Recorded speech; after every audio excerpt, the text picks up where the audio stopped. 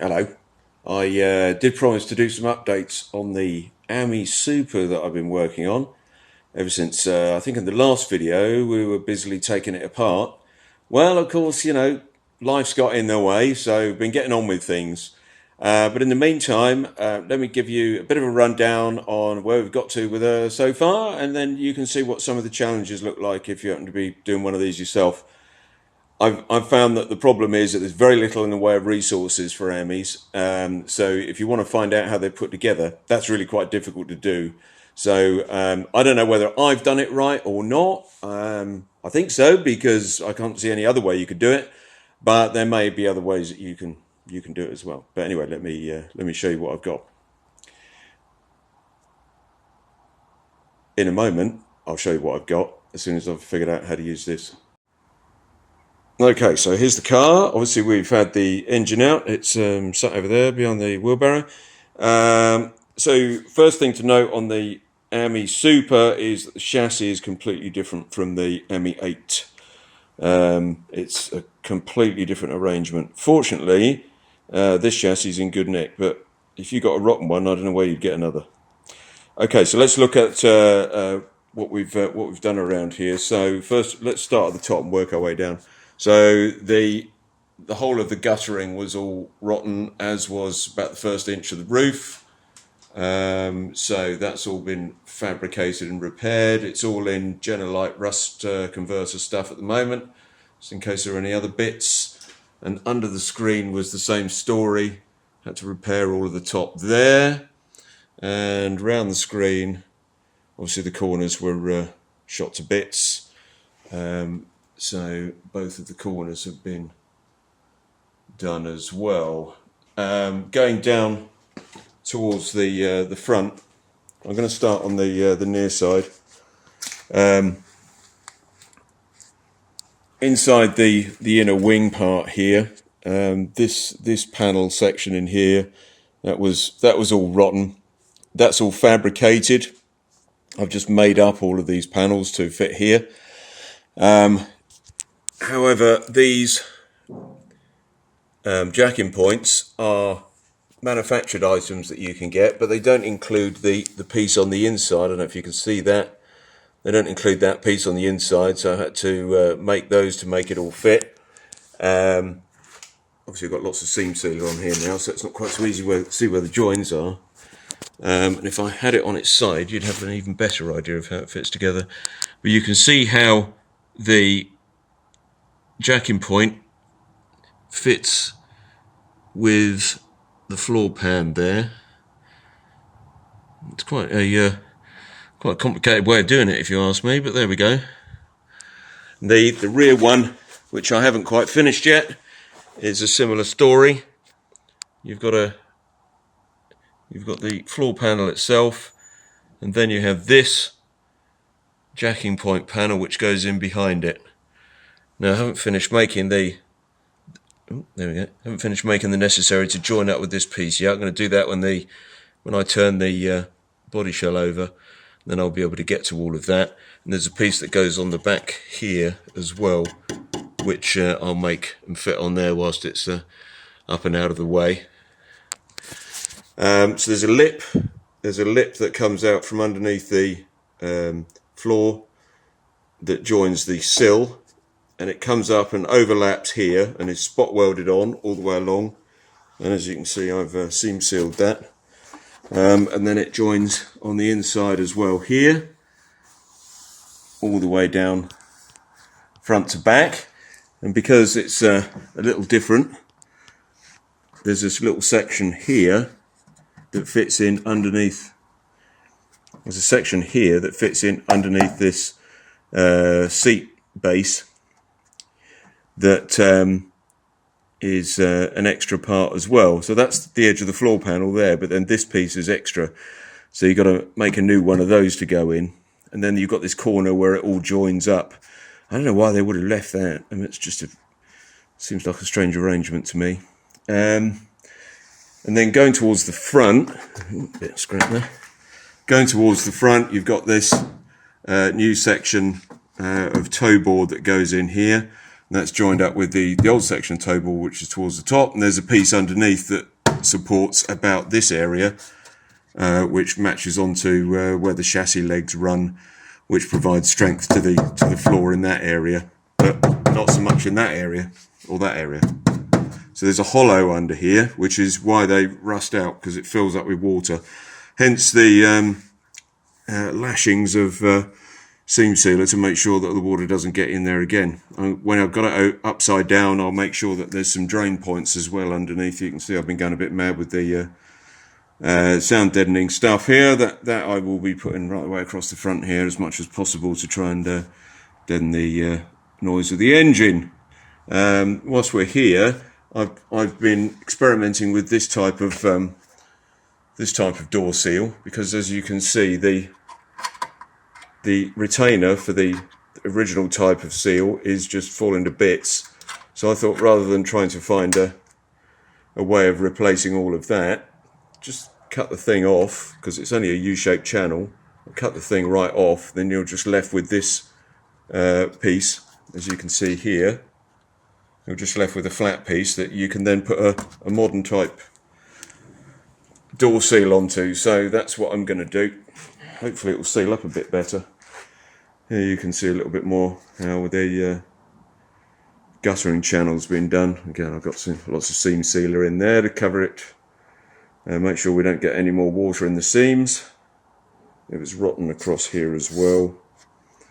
Getting the trims off the outside of the roof were challenging, to say the least.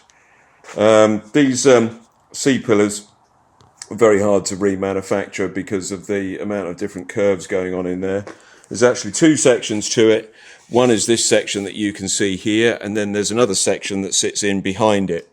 So I have really had no idea of how that other section was supposed to look, so this is how I've manufactured it. So it's a panel that comes down here, folds in at this point, and then comes flat again to meet up with the end of the sill.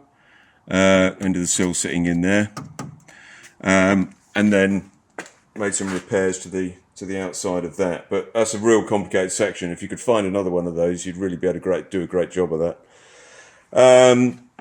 With these bump stops, so I made all of these from scratch with the bump stops here as my guide. So I had to bend all of these up to the right shape from the old panels, and then make a new panel here to go on the outside. And of course, there's the inside of the panel is also going to be rotten. So you can probably see there that I've made a new panel to go on the inside as well. More lashings of seam sealer. These rear corners were also rotten on both sides, so you can just about see there where I've made a patch up to go into it. And on the outside, had to make a new panel to go in here of that shape, which is what all the bumper fits onto. This seems to be a common area for it to rot right the way along, where you attach the outer wing. And on this side, it wasn't too bad. Oh, I forgot to mention this little panel here, so that you've got a cross member that goes right the way across underneath to this side, and you can see that on both sides it had gone rotten in this area of the floor. So I've replaced that with some new panel work, and you can see this side's got the same challenges with having to make a new inner part to it. And you might be able to also tell that I've had to make a new part to go in there as well, because you see I've got round holes instead of square ones that it should have. So ended up making new panels to go in the bottom corner there as well. It's another place for them to rust. Same on the outside, so a new panel here as well. And then across the top here, that's the new part that holds the whole of the wing on, and the bump stop arrangement. And more repairs to the C-pillar there in the same way. I think I was pretty lucky that the seat box was fine. I had to strip all of the paint on the boot floor because somebody'd been over it with a brush and some horrible paint, which was nasty. So better just clean it all off so I don't get any funny reactions. Along the top of the doors here, you can see that there's some repairs about to do right the way through there, and of course the guttering right underneath there. The rest of this guttering is actually not too bad. There's just a few rust scabs there which I'm going to clean up and get in there with my favourite rust converting stuff. So that about sums up the whole of the bodywork repairs. Like I say, very, very difficult to get any information about these. So hopefully that's of use to somebody who's who's trying to do this. The other place I found a fair bit of rot was where the pedal box goes. So there's some repairs in this section to make sure that's good. And here where the heater box goes, that was all rotten. It was just basically a big rusty hole here. So that's been remade so that it will fit the new heater fine. Didn't mention that earlier on. So yeah, that's where we are with the old AMI shell at the minute, and still doing some repairs on doors and what have you in order to start the build-up process. But the next job is going to be to pull the bodywork off the top of the chassis so that chassis can be cleaned up properly, and the underside of the body here. I want to make sure that the underside of all of the body is absolutely perfect. So I've still got a few bits that I've got to do underneath. And then I'm going to scrape it and then make sure that we seal it all up properly afterwards as well to try and keep the water out of it. So that's looking all good. But there's lots and lots of little repairs that have needed to be done. This was a brand new wing at some point, but nobody bothered to paint the inside of it, so the bottom of it went rotten. So I've had to replace the bottom part of that because this piece, which way did it go? That piece, oh, I've got that upside down. That piece sits inside the wing, like that, to provide some strength to the bottom of it. But of course, if you don't put any paint on it, it's just going to rot out, which is what it's done. So, there's lots of bits like that on it that are just standard fare for anyone who's used to fabricating. Anyway, I hope that's helpful to somebody. I'll sign it off there with a milk crate. Bye. Right, here we go. Quick walkthrough. So the AMI is now shipwrecked, but this is why I need to take the body off. Right, so you look at all this horrible stuff. I mean, it's all factory undersealy crap. But I mean, I don't know what's under there. I mean, it's just, you can see how it's just sort of caked on. Not very pretty. There's obviously going to be some stuff under there which isn't great. Going to have to sort all of that out. But mostly, I think it looks all right. I mean, there's no horrors in here, apart from that bit of seam sealer. That's horrible. I'll have to sort that out. So yeah, mostly we're pretty good. You can see how the jacking points fit to the floor. So that's quite good. I've got to make a piece that's got to fit in here to join the floor to the jacking point end. Yeah, I need to do that on the other side as well. But you can see that's all the new stuff in there. So I can now get in here and I can spot weld all of this onto the underside in there. So I'll put a new piece in. So that all needs cleaning up and what have you. You can see how wet it is where somebody's been spraying oil under here over the years. There's a bit of rust there, but I'm not sure if that'll amount to anything. There's a bit of rust there. I'm not sure if that'll amount to anything. You can see that the sealer just sort of peels off, and underneath is lovely pristine steel. So I'm hoping that a lot of it's going to be like that. In fact, hang on.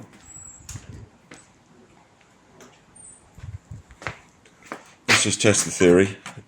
And oh, look at that! Look, see, lovely bit of shiny blick metal. So I'm going to clean all this stuff off so that we can see what's there. Because obviously, if it peels off easily, it means it's not that great at doing its job. So that's why I've got a whole bunch of new stuff that I'm going to put on. But yeah, I mean that's lovely, isn't it?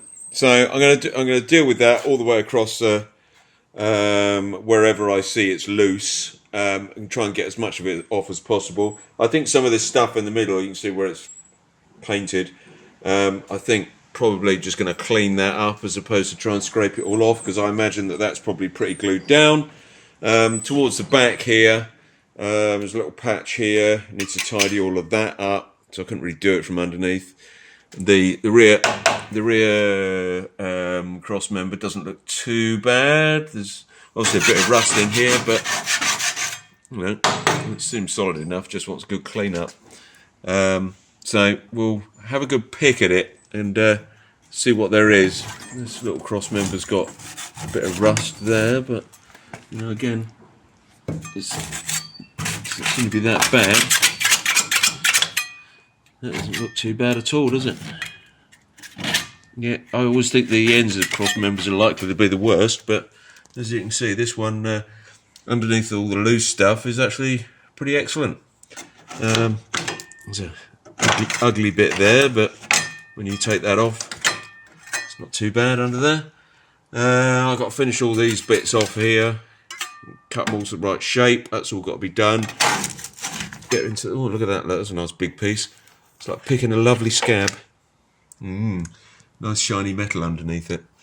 So yeah, that doesn't look too bad. You can see there I've got some other little bits to do on that side, but those are basically the only old bits on there now. So I just need to make sure that all of this is all nicely cleaned up and buttoned up, so that I can get some stone chip on underneath the whole thing, and then that'll all be good.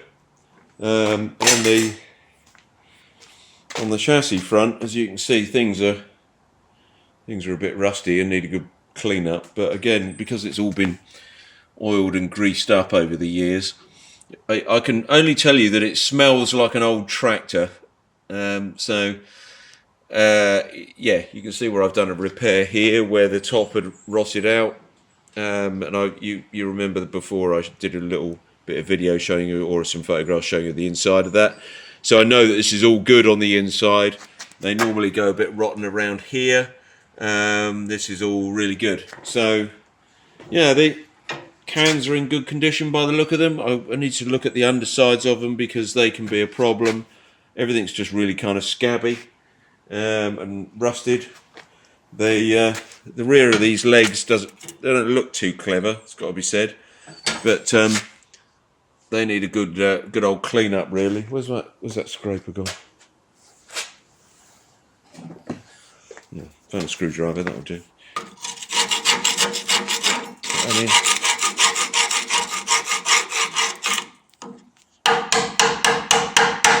Seems solid enough.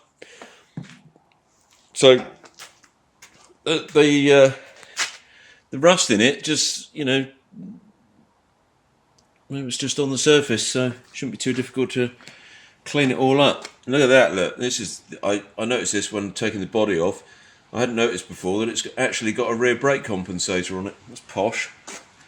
There's a little hole there. I've never seen a hole in the top of one of these cans before, so I'm quite sure what's going on with that. I'll give it a clean up and find out. Everything else, you know, just generally a bit rusty and what have you. So we'll give it all a good, thoroughly good clean up and wire brushing, so we see what we've got. I've ordered some nice brown paint to go with the other chassis paint that's on it already, so we can do that. The other thing I'll have to do is, having cleaned the top side of it, of course you've got to flip the chassis over and clean the other side. So that'll be fun, won't it? Okay, there we go. That's the update.